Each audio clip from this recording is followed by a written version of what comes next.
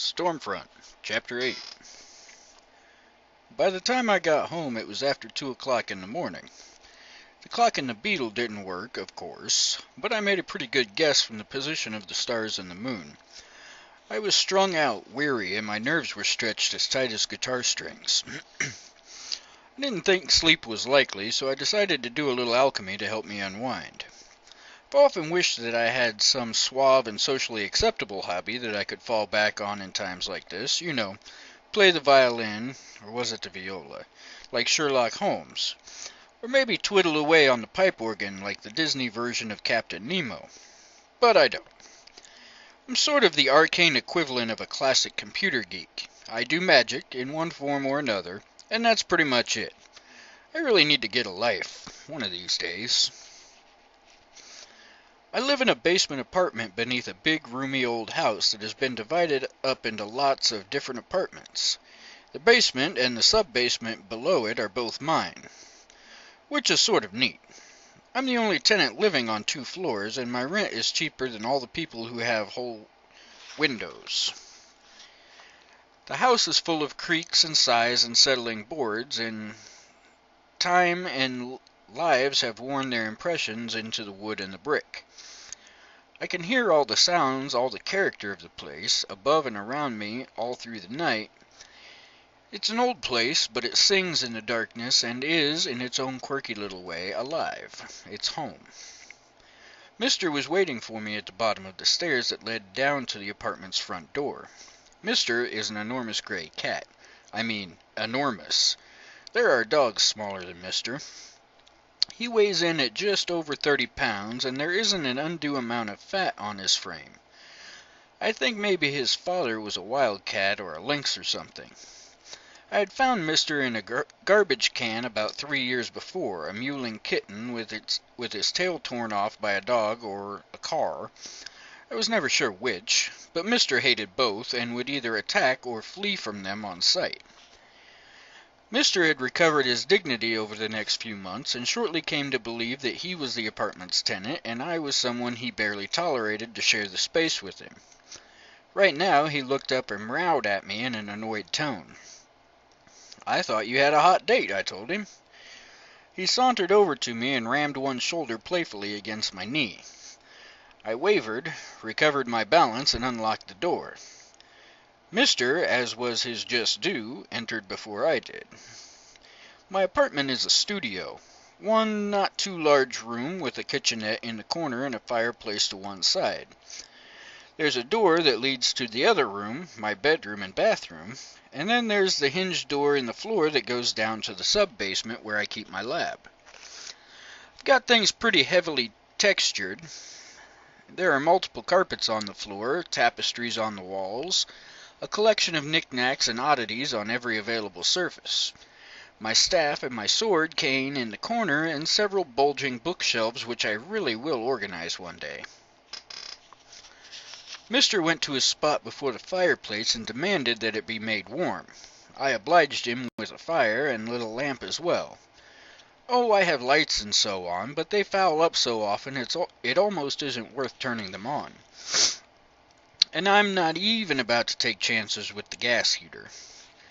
I stick with the simple things, the fireplace and my candles and lamps. I have a special charcoal stove and a vent to take most of the smoke out, though the whole place smells a little of wood smoke and charcoal no matter what I do. I took off my duster and got out my heavy flannel robe before I went down into the lab.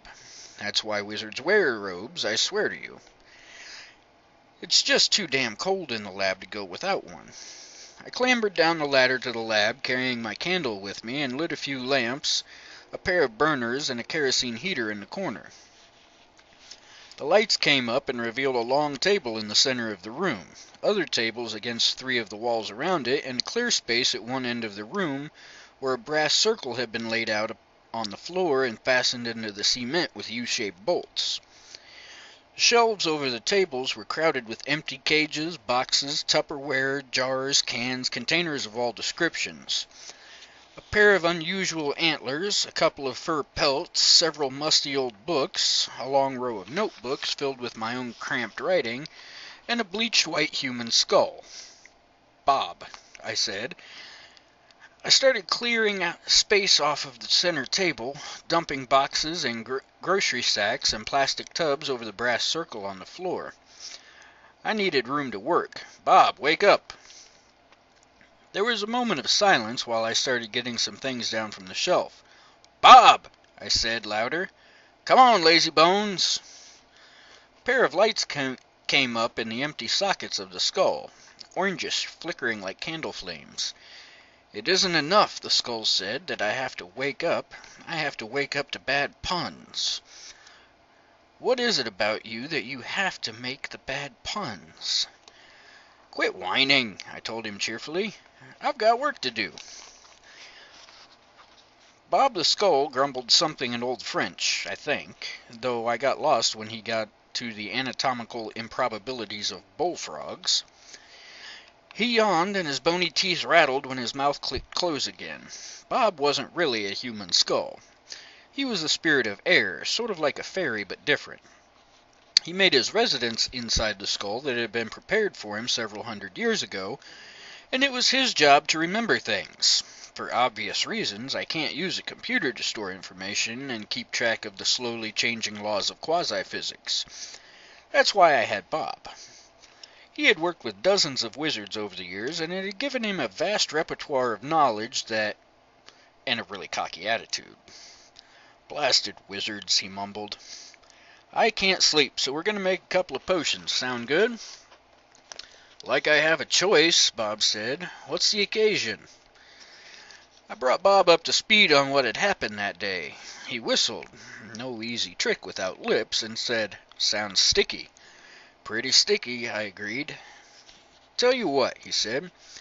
Let me out for a ride, and I'll tell you how to get out of it. That made me wary.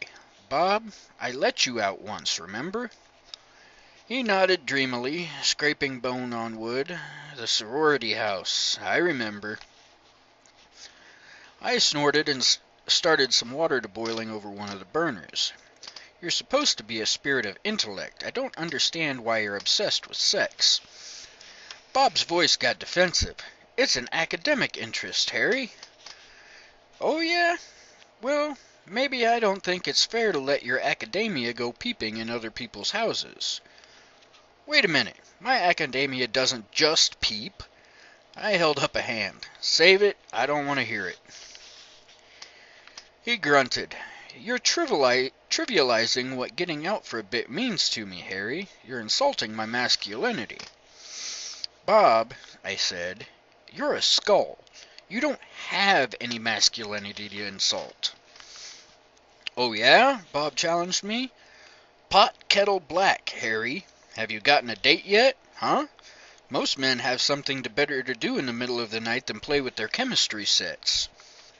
As a matter of fact, I told him, I'm set up for Saturday night. Bob's eyes flashed from orange to red. Oh, he leered. Is she pretty? Dark skin, I said. Dark hair, dark eyes, legs to die for, smart, sexy as hell.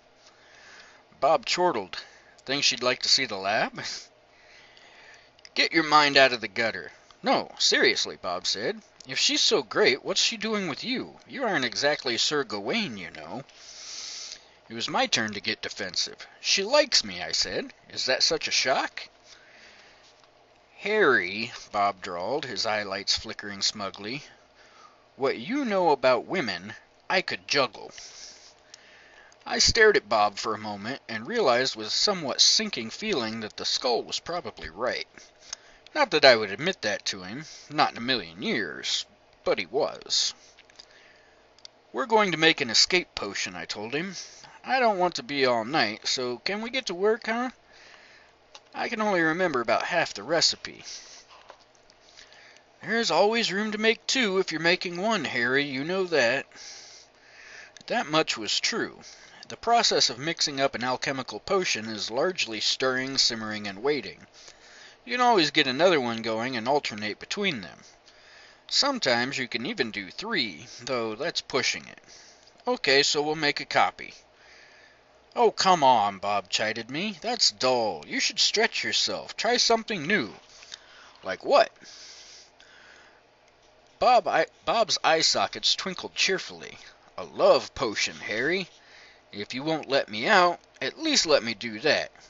Spirits know you could use it and... No, I said firmly. No way, no love potion. Fine, he said, no love potion. No escape potion either. Bob, I said warningly. Bob's highlights winked out. I growled. I was tired and cranky, and under the best of circumstances, I am not exactly a type A personality.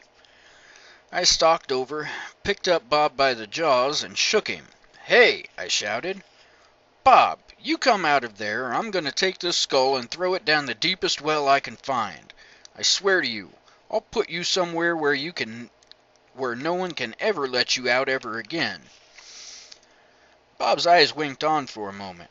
No, you won't. I'm far too valuable. Then they winked out again.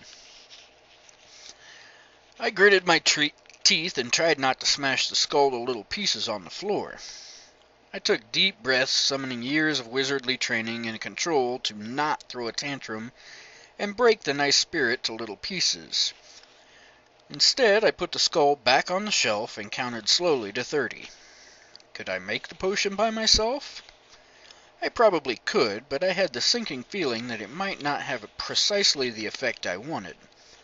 Potions were a tricky business, and a lot more relied upon precise detail than upon intent, like in spells. And just because I made a love potion didn't mean I had to use it, right? It would only be good for a couple of days in any case. Surely not through the weekend. How much trouble could it cause? I struggled to rationalize the action. It would appease Bob and give him some kind of vicarious thrill. Love potions were about the cheapest thing in the world to make, so it wouldn't cost me too much, and I thought, if Susan should ask me for some kind of demonstration of magic, as she always did, I could always... No, that would be too much. That would be like admitting I couldn't get a woman to like me on my own, and it would be unfair, taking advantage of the woman. What I wanted was the escape potion. I might need it at Bianca's place, and I could always use it if worst came to worst, to make a getaway from Morgan and the White Council. I would feel a lot better if I had the escape potion. Okay, Bob, fine. You win. We'll do them both, all right? Bob's eyelights came up warily. You're sure? You'll do the love potion just like I say? Don't I always make potions like you say, Bob? What about the diet potion you tried? Okay, that one was a mistake. And the anti-gravity potion, remember that? We fixed the floor, it was no big deal. And the... Fine, I growled. You don't have to rub it in. Now cough up the recipes. Bob did so in fine humor, and for the next 2 hours we made potions. Potions are all made pretty much the same way. First you need a base to form the essential liquid content. Then something to engage each of the senses, and then something for the mind and something else for the spirit. 8 ingredients all in all, and they're different for each and every potion and for each person who makes them. Bob had centuries of experience, and he could extrapolate the most successful components for a given person to make into a potion. He was right about being an invaluable resource. I had never even heard of a spirit with Bob's experience, and I was lucky to have him. That didn't mean I didn't want to crack that skull of his from time to time, though. The escape potion was made in a base of 8 ounces of Jolt Cola. We added a drop of motor oil for the smell of it, and cut a bird's feather into tiny shavings for the tactile value. 3 ounces of chocolate-covered espresso beans ground into powder went in next. Then a shredded bus ticket I'd never used for the mind, and a small chain which I broke and then dropped in for the heart. I unfolded a clean white cloth where I'd had a flickering shadow stored for just such an occasion and tossed it into the brew. Then opened up a glass jar where I kept my mouse scampers and tapped the sound out into the beaker where the potion was brewing. "You're sure this is going to work, Bob?" I said. "Always. That's a super recipe there." "Smells terrible." Bob's lights twinkled. They usually do. What's it doing? Is this the super speed one or the teleportation version? Bob coughed. A little of both, actually. Drink it and you'll be the wind for a few minutes. The wind? I eyed him. I haven't heard of that one before, Bob. I am an air spirit after all, Bob told me. This'll work fine, trust me. I grumbled and set the first potion to simmering, then started on the next one. I hesitated after Bob told me the first ingredient. Tequila? I asked him skeptically. Are you sure on that one? I thought the base for a love potion was supposed to be champagne. Champagne, tequila, what's the difference so long as it'll lower our inhibitions, Bob said.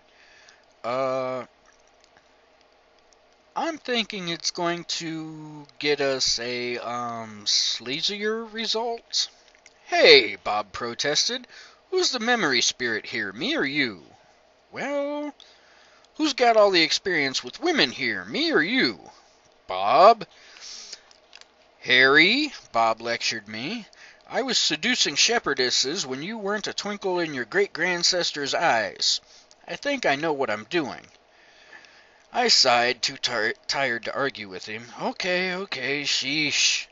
Tequila.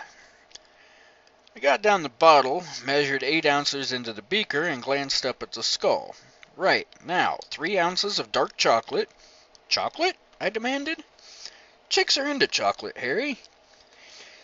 I muttered, more interested in finishing than anything else, and measured out the ingredients. I did the same with a drop of perfume, some name-brand imitation that I liked, an ounce of shredded lace, and a last sigh at the bottom of the glass jar. I added some candlelight to the mix, and it took on a rosy golden glow. Great, Bob said. That's just right. Okay, now we add the ashes of a passionate love letter. I blinked at the skull. Bob? I'm fresh out of those. Bob snorted. How did I guess? Look on the shelf behind me.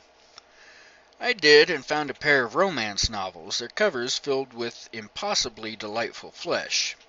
Hey, where did you get those? My last trip out, Bob answered blithely. Page 174, the paragraph starts with, her milky white breasts. Tear that page out and burn it and add those ashes in. I choked. That will work? Hey, women eat these things up, trust me. Fine, I sighed. This is the spirit ingredient? Uh-huh, Bob said. He was rocking back and forth on his jawbones in excitement. Now, just a teaspoon of powdered diamond and we're done. I rubbed my eyes. Diamond? I don't have any diamonds, Bob. I figured. You're cheap. That's why women don't like you.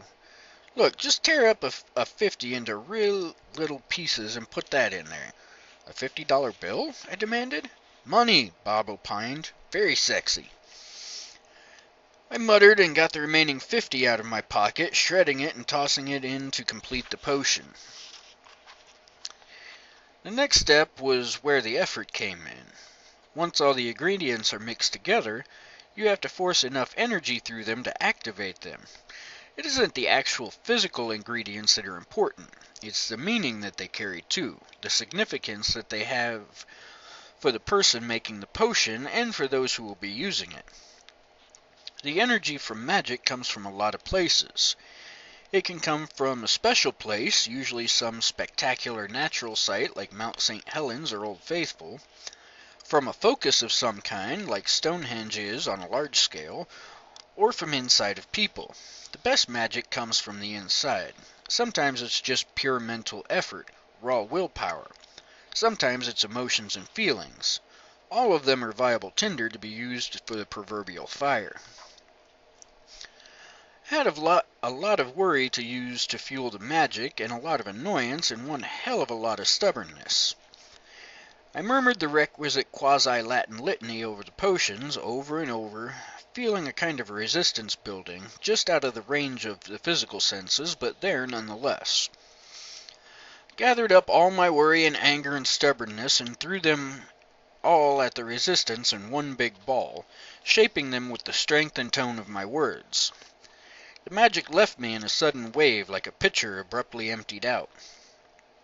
"I love this part," Bob said, just as both potions exploded into puffs of greenish smoke and began to froth over the lips of the beakers. I sagged onto a stool and waited for the potions to fizz down, all the strength gone out of me, the weariness building up like a load of bricks on my shoulders.